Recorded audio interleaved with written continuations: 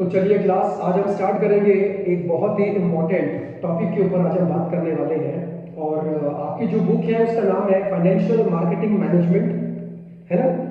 तो उसी के ऊपर हम लोग बात करेंगे, ठीक है। और चैप्टर का जो नाम रहेगा उसका नाम है, आप अगर चेक करेंगे आपके पास बुक्स भी रखी होगी, securities market segments and the products, है ना। आप अगर देखेंगे तो ये पार्ट बी का पहला वाला चैप्टर की मैं आपसे बात कर रहा हूँ। और उसके अंदर एक टॉपिक है जिसके बारे में आज हम बात करें। जरा पढ़ना, लिखा क्या है, market segments and their products. मतलब जो हम बात करते हैं आपसे, जो फाइनेंशियल मार्केट्स के बारे में आपसे बात करते हैं, आज उसी के एक पॉइंट के ऊपर हम लोग डिस्कस करने वाले हैं कि फाइनेंशियल मार्केट्स के अंदर कितने सेगमेंट के अंदर आप जो है ट्रेडिंग कर सकते हो। बात सुनना है ध्यान से। नेशनल स्टॉक एक्सचेंज जो है आपको 4 अलग अलग टाइप के मार्केट्स के सेगमेंट ऑफर करता है कि आप इसके ऊपर जाके अपना व्यापार, अपनी ट्रेडिंग कर सकते हो। बात समझ आ रही है। अगर इन्वेस्टमेंट करना है तो नेशनल स्टॉक एक्सचेंज आपको 4 अलग अलग तरह के सेगमेंट्स ऑफर करता है। तो सबसे जो फर्स्ट वाला है, जरा पढ़ना, उसका नाम क्या लिखा है, होलसेल डेट मार्केट। क्या लिखा है, होलसेल डेट मार्केट। ये नेशनल स्टॉक एक्सचेंज का पहला सेगमेंट है। इसके ऊपर जाके भी सर आप इन्वेस्टमेंट कर सकते हो। अब आपके मन में आएगा सवाल कि सर इसमें इन्वेस्टमेंट किस टाइप से होता है। ध्यान देना, होलसेल डेट मार्केट। आप अगर 2 मिनट के लिए ध्यान दो, लिखा क्या है, डेट मार्केट का मतलब क्या होता है। सर एक ऐसी मार्केट जहां पे आप जब भी फंड रेज करोगे तो वो आपके ऊपर लोन ही होगा। मतलब आप एक तरह से डेट को रेज करते हो इसके अंदर जाके, ठीक है ना। अब देखो, अब कहीं ना कहीं बात ये भी आती है कि सर क्या कोई भी यहां पर जाके डेट रेज कर सकता है? कोई भी। मैं अगर चाहूं तो क्या यहां पर जाके अपने लिए कर्जा, है ना, यहां पर जाके क्या मैं अपने लिए लोन रेज कर सकता हूं? जवाब है नहीं। इसी के बारे में हमको जानना है कि सर इसके अंदर पार्टिसिपेंट्स कौन कौन से होते हैं। होलसेल डेट मार्केट के अंदर जाके फंडिंग कौन कर सकता है, और जब भी फंडिंग होगी तो उस पर जो आपको रिटर्न मिलेगा वो हमेशा इंटरेस्ट होगा। आपने ध्यान दिया, इन्वेस्टमेंट तो कोई भी कर सकता है, लेकिन जो लोन रेज करेगा उन पार्टिसिपेंट्स का नाम लिखा है यहां पे। मैं पढ़ूंगा आपके लिए, आओ देखते हैं। जरा पढ़ना, क्या लिखा है यहां पे, ऑपरेटिंग इन जून 1994। इसका मतलब है कि इसको 1994 के अंदर स्टार्ट किया गया था, है ना। ये काम की बात है, आपके एग्जाम्स के अंदर एमसीक्यू में आ सकता है कि होलसेल डेट मार्केट को कब स्टार्ट किया गया। तो आंसर क्या है इसका, 1994 के अंदर। Where fixed income securities of various type and features are issued and traded. देखो यहां पे बात क्या लिखी है, फिक्स्ड इनकम सिक्योरिटी। अब मैं क्यों बोल रहा हूं ऐसा, सर इस पे जब भी रिटर्न्स मिलेंगे तो हमेशा फिक्स्ड होंगे। क्यों? क्योंकि सर इंटरेस्ट मिलेगा। क्या लिखा है, डेट मार्केट है, लोन मार्केट है, और लोन पे हमेशा इन्वेस्ट करने वाले को क्या मिलता है, इंटरेस्ट मिलता है। और इंटरेस्ट का मतलब है फिक्स्ड इनकम। आपकी इनकम इस बात पे डिपेंड नहीं करेगी कि जिसको आपने लोन दिया उसने उस पैसे के साथ में क्या किया, है ना। उसको कहीं अच्छी जगह पर लगाया, या उन पैसों में आग लगा दी, या उससे जुआ खेल गया। आपको क्या चाहिए, उससे इंटरेस्ट चाहिए, पर आपको इंटरेस्ट मिलेगा। क्या लिखा है आगे, debt market are the fixed income securities issued by central and state government. ध्यान दिया, कोई भी इशू नहीं कर सकता। होलसेल डेट मार्केट के अंदर जाकर कोई भी फंड रेज नहीं कर सकता। अब उन पार्टीज के नाम लिखे हैं जो ये कर सकते हैं। इन्वेस्ट तो मैं कर सकता हूं, लेकिन मैं फंडिंग नहीं कर सकता, मैं खुद जाके लोन रेज नहीं कर सकता, ठीक है। पहली पार्टी कौन लिखी है जो इस पे जाके फंड रेज कर सकती है, सेंट्रल या कोई भी स्टेट गवर्नमेंट। दूसरा, म्यूनिसिपल कॉर्पोरेशंस, ये भी गवर्नमेंट की बॉडी है। आगे गवर्नमेंट लिखा है, बॉडीज जानते हैं, एंड द कमर्शियल एंटिटीज, ऐसा कोई भी संस्था जो कमर्शियल एक्टिविटी कर रही है, जैसे कि कोई भी एफआई, कोई भी बैंक, कोई भी पीएसयूज, पब्लिक सेक्टर अंडरटेकिंग्स, ये भी गवर्नमेंट के लिए काम करती है। पढ़ा 11th में था ना। क्या लिखा है, पब्लिक लिमिटेड कंपनी, कोई भी, मतलब साफ है, इस पे कोई इंडिविजुअल नहीं है जो पैसा रेज कर रहा है एज अ लोन। कोई इंडिविजुअल इन्वेस्ट तो कर सकता है, लेकिन रेज नहीं कर सकता, तो जो फंड रेज करेगा उनके नाम लिखिए आपके साथ। बात समझ में आई? तो पहला नेशनल स्टॉक एक्सचेंज जो आपको प्लेटफॉर्म देता है इन्वेस्टमेंट करने का, वो है सर होलसेल डेट मार्केट, या इसको मैं कहूं डेट मार्केट। तो बात है कि उसमें कोई डिफरेंस नहीं, आगे बढ़ सकते हैं। तुम बोलो, उसको छोड़ दो, उसको छोड़ो, पहले यहां पर ध्यान दो बात क्या चल रही है, ठीक है? जरा पढ़ने के लिए कैपिटल मार्केट क्या होती है भैया, पता किसी को? अब ये मत कहना कि सर ये नाम आज पहली बार देख रहे हैं। बीएसटी के अंदर एक चैप्टर है फाइनेंशियल मार्केट्स, पार्ट बी के अंदर, ध्यान है किसी को?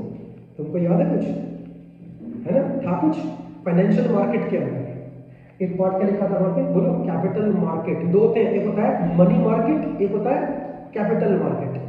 What is a money market? Sir money market एक ऐसी मार्केट है जहां पे जाकर कोई भी शॉर्ट टर्म के लिए फंड रेज कर सकता है, एक साल से कम के लिए, that is your what, money market. जबकि एक क्या होती है वहां पे, कैपिटल मार्केट। सर जब फंडिंग करनी होती है मीडियम टर्म के लिए या लॉन्ग टर्म के लिए, आप एक साल से ज्यादा मान सकते हो कि अगर मुझे एक साल से ऊपर के लिए फंड रेज करने हैं, तो सर उसके लिए कौन सी बनी है मार्केट?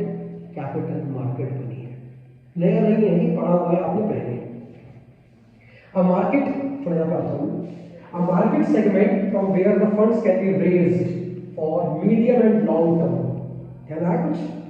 मार्केट इंस्ट्रूमेंट्स, अब इसमें इंस्ट्रूमेंट्स कौन से इस्तेमाल होते हैं? इंस्ट्रूमेंट का मतलब क्या है सर? किस चीज के थ्रू आप फंडिंग कर सकते हो मीडियम या लॉन्ग टर्म के? पहला शेयर्स, कंपनी अपने शेयर बेचती है sir, that is your what, capital market. मतलब शेयर के थ्रू जो फंड रेज होते हैं सर, वो हमेशा कैपिटल मार्केट के अंदर आते हैं, उसके इंस्ट्रूमेंट है, ये ध्यान रखना हमेशा। क्या लिखा? डिवेंचर्स। डिवेंचर क्या होते हैं सर? लॉन्ग टर्म लोन्स में आते हैं। बात समझ आ गई? आप थोड़ा बात को समझो, डेट मार्केट में और जो कैपिटल मार्केट में क्या डिफरेंस है? डेट मार्केट में जब भी फंड रेज होगा तो वो लोन ही होगा। क्या बोला? डेट मार्केट से जब भी फंड रेज होगा तो वो लोन की फॉर्म में ही होगा, और पेमेंट हमेशा इंटरेस्ट की फॉर्म में होगी। लेकिन जो कैपिटल मार्केट है सर, इससे लोन भी आप रेज कर सकते हो और शेयर बेचकर भी अपना पैसा रेज कर सकते हो। इसका मतलब क्या होगा कि इसमें पेमेंट या तो इंटरेस्ट होगा या डिविडेंड्स होगा। बात समझ में आ रही है ना? नेक्स्ट पढ़ने के लिए futures and options, F&O segment, ये बड़ा इंपॉर्टेंट है और ये आसानी से समझ में नहीं आता कि फ्यूचर एंड ऑप्शंस का मतलब क्या होता है। देखो, इससे पहले कि मैं आपसे फ्यूचर एंड ऑप्शंस के बारे में बात करूं, मैं आपको ना एक पॉइंट के ऊपर डिस्कस करना चाहूंगा जिसका नाम होता है डेरिवेटिव्स। क्या बोला? Financial derivatives. ये टॉपिक आपकी बुक के अंदर लिखा हुआ है और मैं दावा दे रहा हूं कि आप में से किसी को नहीं पता होगा इसके बारे में। फाइनेंशियल डेरिवेटिव्स का मतलब क्या होता है?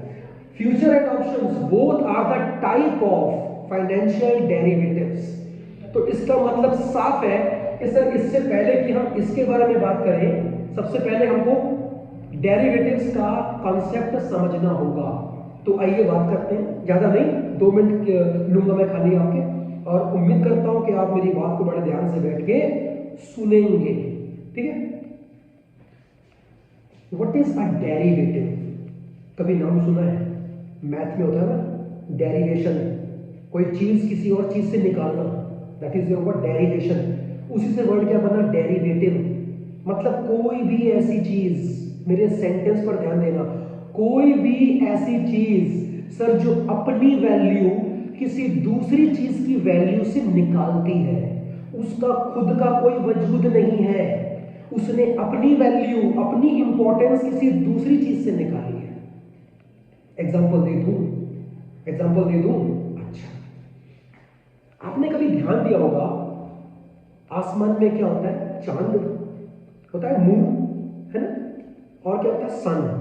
आप में से कितने लोग ये बात जानते हो कि जो चांद होता है कभी भी उसकी अपनी खुद की लाइट नहीं होती, सन की होती है, राइट है ना?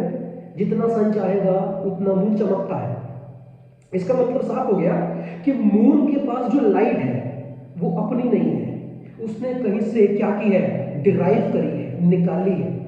कहां से निकाली है? सन से निकाली है। अब 2 तरह के वर्ड बोलूंगा। मून क्या हुआ? डेरिवेटिव। सन क्या हुआ? Underlying asset. बात समझे? डेरिवेटिव अपनी वैल्यू कहां से निकालता है? अंडरलाइंग एसेट में से निकालता है।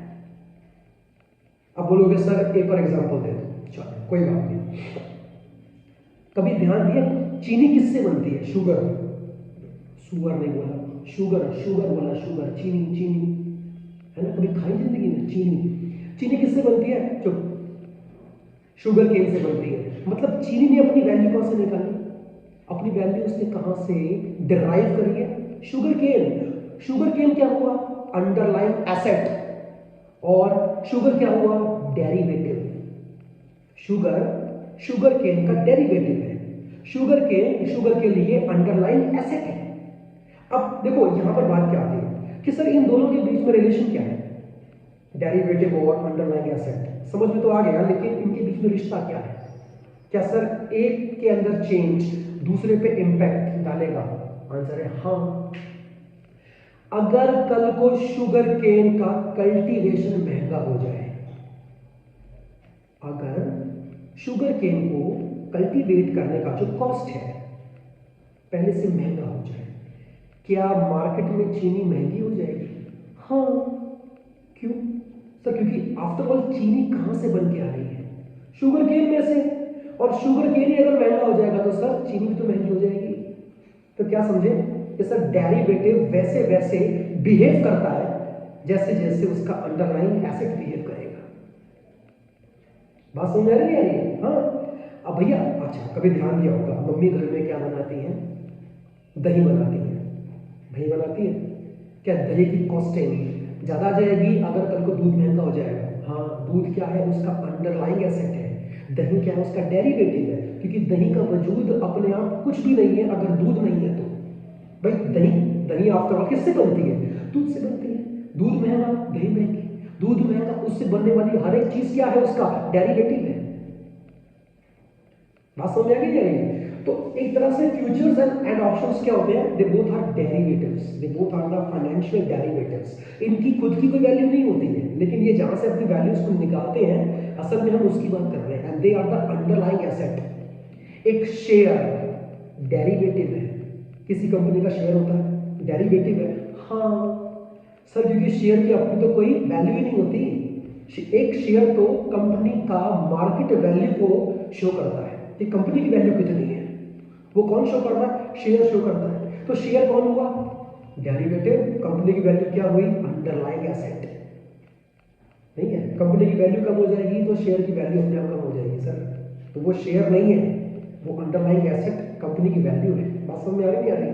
तो sir now what is future and what is options? अब ध्यान सुनना। एक होता है फ्यूचर कॉन्ट्रैक्ट, एक होता है option contract. Future trading, option trading कई बार सुनने में आएगा आपको।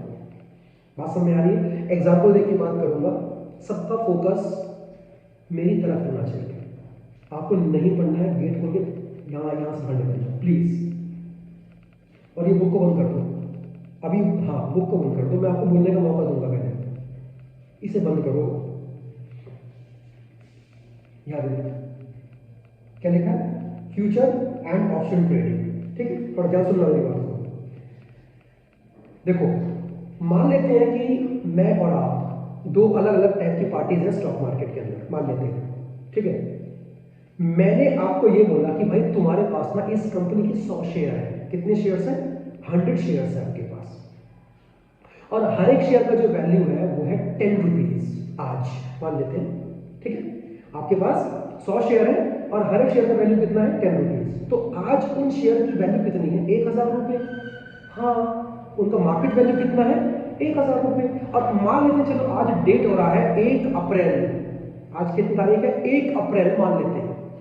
मैंने आज आपसे बोला कि भैया मैं तुम्हारे शेयर लूंगा 30 अप्रैल को। कब लूंगा? 30 अप्रैल को। लेकिन उस वक्त जो रेट होगा उस पर नहीं लूंगा, जो आज रेट चल रहा है ना उस पर ही लूंगा, लेकिन लूंगा 30 तारीख को। क्या समझे बात क्या हो रही है? तभी नाम पे पढ़ रहा उसका फ्यूचर कॉन्ट्रैक्ट। अब इससे फायदा क्या है? बताओ कि फायदा क्या है? देखो, मुझे फायदा भी हो सकता है, मुझे नुकसान भी हो सकता है। क्या पता कि 30 तारीख आते आते 10 रुपए का शेयर 9 रुपए का हो जाए, मुझे फायदा हो गया नुकसान हो गया। 30 तारीख आ गई, 30 अप्रैल, अब मैं उसके 100 शेयर ले रहा हूँ 10 रुपए के हिसाब से, क्योंकि 1 तारीख को हमने पहले ही तय कर लिया था कि हम 10 रुपए के ऊपर ही डील करेंगे। लेकिन 30 तारीख पे उसकी वैल्यू मान लेते हैं कितनी हो गई, 9 रुपये हो गई। मुझे फायदा नुकसान है सर, मैं सोचने वाली चीज है, मैं उस चीज के लिए 10 रुपये दे रहा हूं जिसकी आज वैल्यू कितनी है, 9 रुपये है, लॉस हो गया। मान लेते हैं एक और केस के लिए कि हम लोग बात करेंगे, उसका वैल्यू हो गया 12 रुपये। अब भी डीलिंग 10 रुपए के हिसाब से होगी। इसी का नाम है फ्यूचर कॉन्ट्रैक्ट्स, फ्यूचर ऑप्शंस बोलते हैं, sorry future contracts. Point clear हुआ नहीं हुआ? अगर वैल्यू बढ़ जाती है तो मुझे फायदा है, अगर वैल्यू कम हो जाती है तो क्या है, मुझे नुकसान है। इसमें रिस्क बहुत ज्यादा होता है सर, ये बात ध्यान रखिएगा। छोटे मोटे इन्वेस्टर्स के लिए जो है इस तरह के कॉन्ट्रैक्ट्स नहीं होते हैं। ये क्लियर हुआ आपको नहीं हुआ? ठीक है ना? जो आदमी रिस्क ले सकता है ये उन्हीं के लिए होते हैं। आपको बात समझ में आ रही नहीं आ रही? मैंने एक कंपनी के शेयर की बात करी इनसे, मैंने वो शेयर लिए नहीं है अभी, मैंने कहा मैं लूंगा। एक तरह से मैंने तो फ्यूचर डेरिवेटिव के अंदर पैसा लगाने की बात करी है। अभी मैंने शेयर कहां लिए तुम्हारे, लिए ही नहीं है, फ्यूचर में लूंगा। तो that is your what future trading कहते हैं उसको, and future is a financial derivative. Share लिए तो नहीं है ना अभी सर, लूंगा। Now what is this option trading का मतलब क्या होता है? सेम चीज है, बस एक फर्क होता है कि 30 तारीख को आप मुझे फोर्स नहीं कर सकते कि तुम इन शेयर्स के ऊपर पैसा लगाओ, नहीं। 10 रुपए की डीलिंग हमने आज तय करी है, 30 तारीख को उसकी वैल्यू हो गई 9 रुपए। अब वो मेरा फैसला होगा कि मैं 9 रुपए में इसको परचेज करूंगा या नहीं करूंगा। कहने का मतलब है कि ऑप्शन के अंदर आपके ऊपर कोई कंपल्शन नहीं होता, लेकिन फ्यूचर के अंदर क्या होता है सर, आपने जो डील है वो लॉक कर दी है, अब आपको लेने पड़ेंगे चाहे तुम्हें फायदा हो या नुकसान। इसके अंदर सर आपके पास ऑप्शन होते हैं, तभी इसका नाम क्या रखा गया, ऑप्शन ट्रेडिंग रखा गया। But both are the examples of financial derivatives. कुछ गया खोपड़ी में? टाइम लगता है सर हर चीज को सीखने में, और यही चीज अगर तुमने अपने स्कूल में सीखी होती तो यहाँ पे हमारा काम काफी आसान हो जाता। आगे बढ़ सकते हैं। एक लास्ट रह गया, तो ज्यादा नहीं, आपका टाइम दूंगा मैं, बहुत कम। क्या लिखा है अंदर? Currency derivatives segment. Again word क्या आ गया, डेरिवेटिव। अगेन डेरिवेटिव है, लेकिन इस बार डेरिवेशन जो हो रहा है तो कहां से हो रहा है, करेंसी में से हो रहा है। कुछ नहीं है, सेम चीज होती है, सेम चीज है। एग्जांपल देखिए, बात करूंगा फिर से, ठीक है? 5 मिनट के लिए थोड़ा सा मेरी और बात को सुन लो, उसके बाद क्लास में भी ओवर मैं आपको भेज दूंगा, ठीक है? करेंसी डेरिवेटिव्स का मतलब क्या होता है सर? मान लेते हैं, देखो यहाँ पे एक आपका एग्जांपल लिखा हुआ है कि $1 का वैल्यू कितना लिखा है, 80 रुपए। डेट कितनी लिखी है, 1 अप्रैल 2024, ठीक है? मैं बैंक के पास गया, मैंने बोला बैंक, आप मेरी बात ध्यान से सुनो, बैंक आज कितना है, 1 अप्रैल है, और आज $1 की कीमत चल रही है कितनी, 80 रुपए, ठीक है? मैं 30 तारीख को आऊंगा आपके पास, मैं 30 तारीख को आऊंगा, और मैं चाहता हूं कि $1 80 रुपए के हिसाब से ही मैं आपको डॉलर बेचूं, क्योंकि मुझे बाहर से करेंसी आने वाली है, मुझे बाहर से यूएसडी आने वाले हैं, क्योंकि मैं कोई एक्सपोर्टर हूं या कुछ भी हूं, मतलब डीलिंग मेरी बाहर से हो रही है, तो मेरे पास बहुत सारी करेंसी आएगी बाहर से। आज 1 अप्रैल है और आज $1 का वैल्यू चल रहा है 80 रुपए। मैं 30 तारीख को आपके पास आऊंगा और ये सारी जो करेंसी है मैं आपको बेचूंगा, लेकिन बेचने की शर्त ये होगी कि सर जो 1 तारीख को $1 की वैल्यू थी, 30 तारीख को भी मैं उसी वैल्यू पर ही आपको बेचूंगा। अब चलो मान लेते हैं कि 30 अप्रैल को $1 की कीमत हो गई 78 रुपीज, 2 रुपए कम हो गए, लेकिन अब भी मुझे बैंक 80 रुपए देगा $1 का। ये चीज आपको ध्यान रखनी है। अभी बताओ कि इस पूरी डीलिंग में मुझे फायदा हुआ, नुकसान हुआ? फायदा हुआ यार, कैसी बातें कर रहे हैं? मतलब जिस डॉलर की वैल्यू आज 78 रुपीज चल रही है, उसके बदले मुझे बैंक 80 रुपए दे रहा है, 2 रुपए फालतू दे रहा है, मुझे तो क्या हो गया, इसमें फायदा नहीं हो गया। It can be future also, it can be option also, but again it's example of currency derivative. Same चीज है, मैंने कहा आपसे, बात तो एक ही है। इसमें कोई खास फर्क नहीं है। ये पूरा फंडा क्लियर होगा आपको। अगला जो पार्ट हम लोग पढ़ने वाले हैं इस पूरी बुक के अंदर, हालांकि आपका चैप्टर तो हो गया ये वाला, बट जो नेक्स्ट टॉपिक रहेगा हमारा बात करने का उसका नाम है मार्केट रिफॉर्म्स। सेकंड चैप्टर जरा देखो एक बार क्या लिखा है, मार्केट रिफॉर्म्स है और इसके अंदर ज़्यादा कुछ नहीं है, ठीक है। तो इसके बारे में हम बात करेंगे आपसे नेक्स्ट जो क्लास होगी उसके अंदर। अब चले फिर।